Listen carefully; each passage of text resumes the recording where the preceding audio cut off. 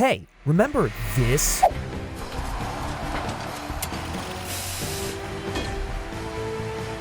Remember the simpler times when the MCU was vibrant, tangible, bursting with style, and more concerned with creating a core narrative foundation for their heroes to stand on? There was a time when the interconnectivity, cameos, multiverse shenanigans weren't even thought of because the most remarkable thing was seeing a narcissistic billionaire war profiteer in a metal suit discover his humanity, or a brilliant scientist haunted by the curse of his own mistakes, just trying to free himself and get home to the love of his life. Or an unassuming man with a selfless heart from Brooklyn, imbued with the strength of a super soldier, sacrifices all to save the little guy. The genius and effectiveness of the MCU in Phase 1 specifically was in the simple, character-driven stories about the seemingly ordinary transforming into the extraordinary. It's easy to forget that back in the late 2000s and early 2010s, this was a franchise that was finding its footing, exploring its potential at a quaint, simplistic level with conceivable ambitions. Needless to say, the expectation for what these movies had to achieve has changed drastically since then, and that's not necessarily a bad thing. With greater ambition sometimes comes a greater reward, as we see in films like Avengers Infinity War and Endgame. Hell, even the first Avengers was a big risk at the time, but it can often come with collapsing under the weight of its own ambition, losing sight of what made it truly great, exciting, relatable, and extraordinary in the first place. The Phase 1 movies were like reading Volume 1, hell, maybe even Issue 1 of a Marvel comic book.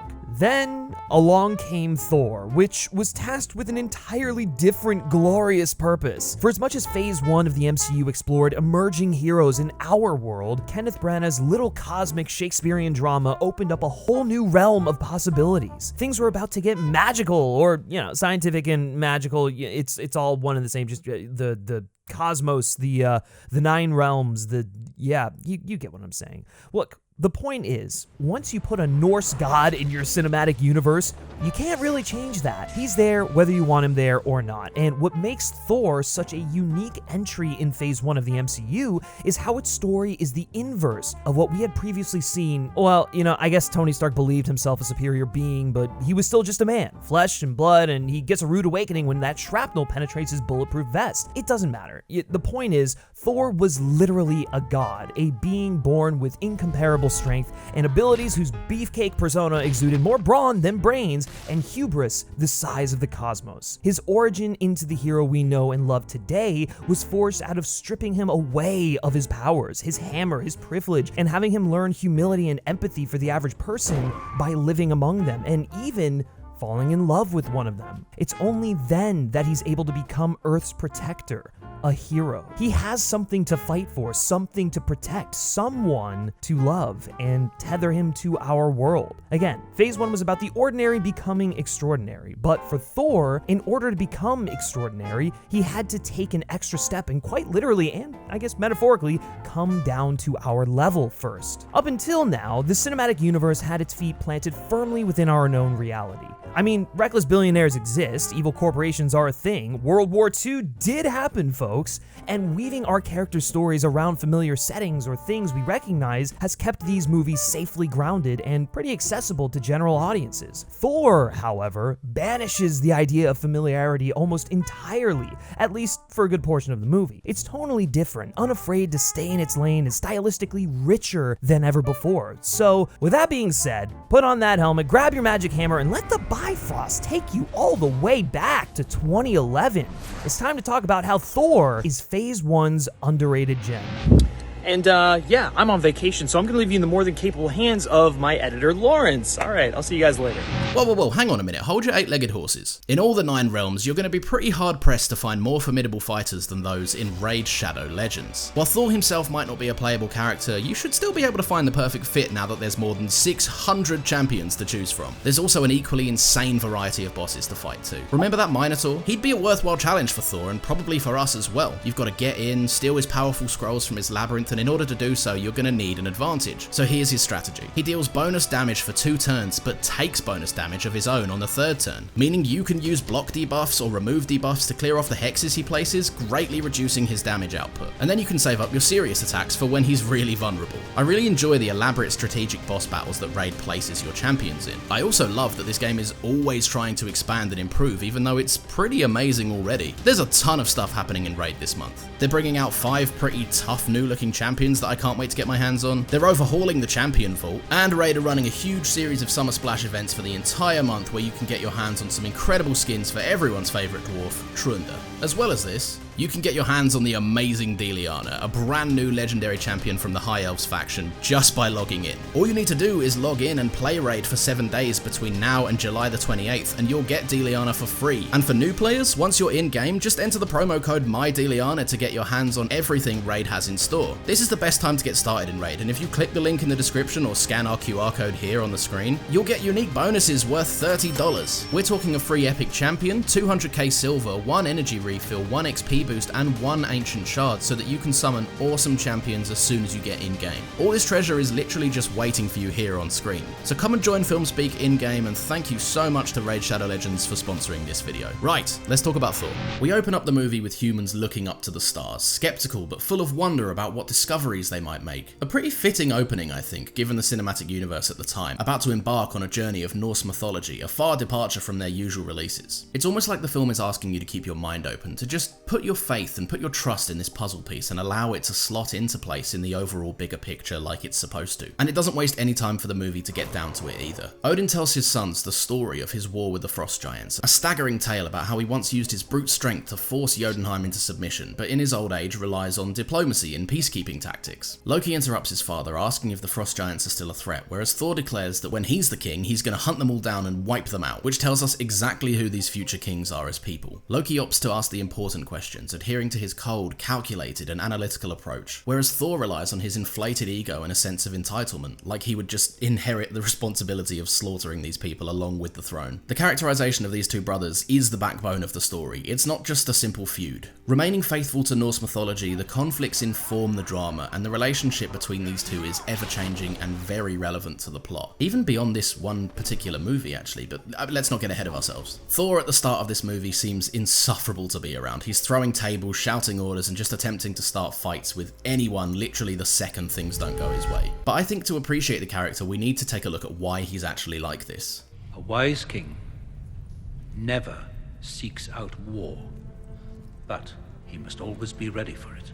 Oh look, the movie already told us. Thor is not a good leader. He's quick to anger, rash, bold, careless, and boy oh boy does he need to come down from his high horse. You know, that 8-legged horse that Loki gave birth to or something. I don't know. Thor's an emotional man who way too often gives in to the knee-jerk reactions that threaten to damage his pride and reputation. He's not self-centered or anything, he just simply views himself as the safety wall that stands between Asgard and external threats, when more often than not, it's his own actions that put Asgard's innocence in harm's way. He doesn't look at the chessboard, he doesn't assess the situation before pulling his hammer out, and therein lies the trouble in Thor's philosophy. He can't relate to those he protects. He thinks as a warrior, which in turn renders him incapable of thinking in his subjects' best interests. His privileged mindset and his own self-assurance of his abilities have blinded him to how things actually get accomplished, which is why his banishment is such a clever inclusion to the story. Thor needs to experience powerlessness. He needs to experience firsthand the daily lives of normal people, to live like them and to love in order to truly grow as a person. Thor's entire sense of self-worth stems from how good he is at beating people up, and how well feared and respected he is amongst the realms, but in building that reputation, he's never allowed himself to filter his passion into something meaningful to him, something he can appreciate. I think that's what's so good about these scenes of him just in the diner, or stargazing with Jane, or fuck it, just having a few beers with Selvig. It's Thor experiencing life rather than just aimlessly fighting with no purpose, which will enable him to better comprehend what he's fighting for going forward. It's never enough to just be a great warrior. You need to open yourself up to life and love, otherwise what are you fighting for? Thor has to confront his ego head on and then remold his purpose accordingly. Also, rewatching this movie, I think I might have converted myself into a Loki stan. Thinking back to his memorable performances in the role, it would be a very easy claim to say that his best work in the role was achieving a redemption arc in his TV show, or as his turn as a would-be planet conqueror in the Avengers, but I'm not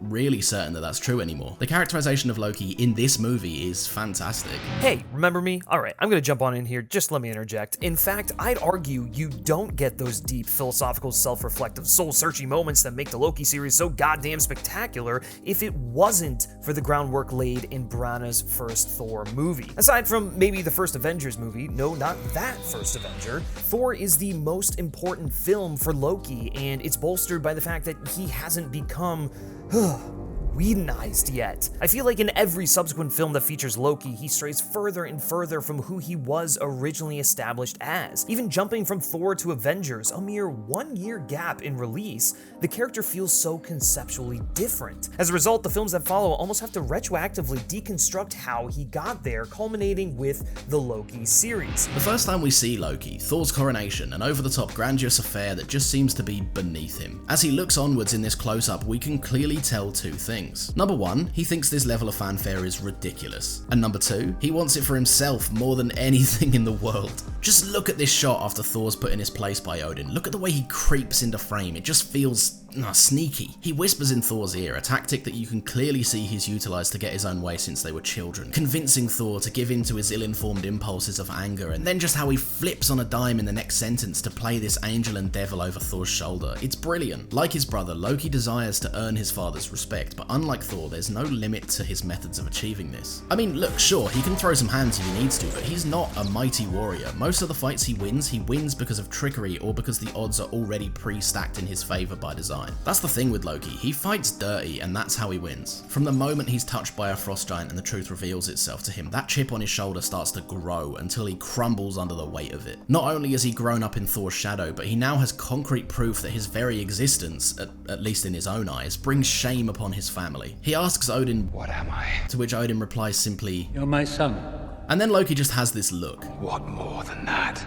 That line right there highlights his search for meaning and for purpose now that the truth has been revealed to him. He cannot handle the fact that Odin would just simply help an innocent child, a victim of Asgardian violence, just because. Like Frigga said, there is always a reason for everything that Odin does, and so Loki surmises his entire life has just been a political move, a bargaining chip for uniting civilizations and restoring peace when the time comes. Now, whilst most people would view this as a noble purpose paired with the opportunity for a good life that was previously out of reach, all this does for Loki is confirm his worst suspicions. That Thor is Odin's rightful heir, always would be Odin's rightful heir, and Loki would never ever be worthy in his eyes because he could never have a frost giant sitting on the throne of Asgard. Loki feels unworthy of love, so he pushes back and refuses the love that's given to him. He grows to view kindness as pity and compassion as weakness, and therefore seeks to strip that love from others around him. It's a tragedy, and it's in keeping with the themes of mythology that the movie is drawing from. I just want to give him a big hug. Again, are you gonna touch on the filmmaking yet, or do I have to go in here? You know what, I'm just gonna come in here and do this. This movie cops a lot of shit for some of its creative choices, but the thought process behind it speaks to a deep appreciation for the source material as well as the raw ability of Branagh's talent. You've got the lavish sets, the bold costumes, the vibrant colors, all staples of the director's vision. You don't have to look far into his filmography to see the influence he allows a distinct look to hold over his work. Even some of his middling to lesser films like the Agatha Christie adaptations, or hell, even Artemis Fowl. It all stems from his extensive background in theater. Speaking of the theater, Branagh is also one of the great thespians of our time, and that level of artistry enriches the drama of Thor, illuminating his keen eye for people, the melodrama of it all, which gives this film in particular a Shakespearean edge. It's not easy to pull something like this off. It takes serious balls to have your superhero movie sound like this. Father. And okay, yeah, let's address the Dutch angles. There's a lot, but they're not without purpose. Stick with me here. He's using them to convey the turning of a comic book page. He's introducing a meta angle to the movie, a way of depicting these mythic gods who were the original superheroes while modernizing them and signifying the change in culture since. The way we consume superhero media has changed, and Branagh is acknowledging that change while utilizing interesting aspects of both to convey his story. I mean, hell, even his insanely blonde beard, his dyed eyebrows, as silly as they can look in certain shots, speak toward his effort effort to recapture the feeling of panels come to life, distinct art styles, standout colors, images that pop for the readers and viewers. I'd actually argue it's the most quintessential and comic accurate depiction of Thor that we've ever gotten. Branagh basically infused his brand of storytelling, the extravagance and gravitas he lends to that particular kind of melodrama, both in terms of writing, character, and the filmmaking, and funneled it through the lens of the comic book, because what are comic books if not the modern day version of these Shakespearean epics of ancient mythology? All of that is working together in harmony, which honestly is what gives this original Thor such a distinct identity. These kinds of heroes and stories have been around since the dawn of time, essentially, and will continue to evolve through the years. Branagh knows this and understands the power of these stories. By introducing a character like Thor into the MCU, a Norse legend long before he was a Marvel comic, it provides an auteur like Branagh, who's so well versed in these diverse forms of mythic narrative, to sprinkle in a little bit of cross-generational iconography and myth into the equation to give the film a distinct identity that's a little familiar, a little old-fashioned, and yet wholly original for the MCU. Okay, I think I'm done. Alright, you got the rest of this. Anyways, Odin has an Odin heart attack and falls into an Odin sleep, which despite being a hilarious way to describe a nap specific to one person, means really deep shit for pretty much everyone else. Loki as the king is menacing. You can see the power surging to his head as he stands where he dreamt he never would. He feels entitled to the throne in this moment. Odin was weak, and Thor's own stupidity got him banished, and now he's ready to prove his worth once and for all by doing the very thing his father and brother failed at. Crafting a plan to destroy the frost giant shows his fundamental failure and lack of understanding. Yeah, Thor wanted to wipe them out, but he was obviously wrong, and Odin was always too smart to even consider it an option. You don't achieve peace by wiping out your opponents, you achieve it by exercising restraint and allowing compassion and mercy to inform your choices. Which is exactly what our reformed Thor is doing back on Earth. By offering himself up on a silver platter, Thor learns the crucial lesson that Odin has been trying to teach him. To know when to fight, and to know when to just, not fight. Earlier in this movie, Thor persisted in fighting, which reignited a long dormant conflict and almost saw his friends murdered, and it would have been his fault. This time, Thor bargains to save his friends by sacrificing himself. Thor is ready to die for the people that he loves, and only once this sacrifice is made is he deemed worthy again. Worthy to fight now that he understands why he fights and who he fights for. This entire story is about worthiness. Is Thor worthy of living up to his namesake? Is he worthy of the great power he's been born into? The answer at first is obviously no, but whilst he learns to achieve worthiness not through glory or winning battles, but by selfless acts, he changes as a person. His time spent on Earth allows him to see things through the perspective of regular people, rejecting his godly status in order to operate as a forceful tool for the innocent people. Thor smashing into the Bifrost in order to save the people of Jotunheim is a far stretch from where we found him initially. I mean, earlier on in the movie, he's like seconds away from committing genocide. This being said, Loki's desire for endless carnage and destruction speaks to his insecure desire for admiration. He tells his father that he could have done it, expecting him to be proud. I could have done it, Father! I could have done it! For you! For all of us! But Odin just simply replies, No, Loki.